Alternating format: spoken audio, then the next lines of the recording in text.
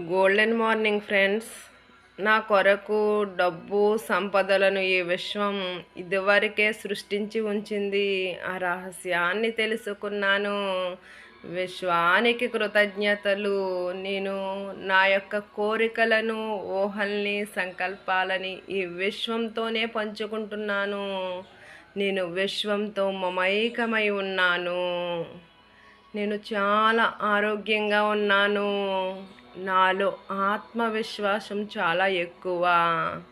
విశ్వానికి కృతజ్ఞతలు, ప్రకృతికి కృతజ్ఞతలు, నాకు సహకరిస్తున్న ప్రతి వ్యక్తికి కృతజ్ఞతలు.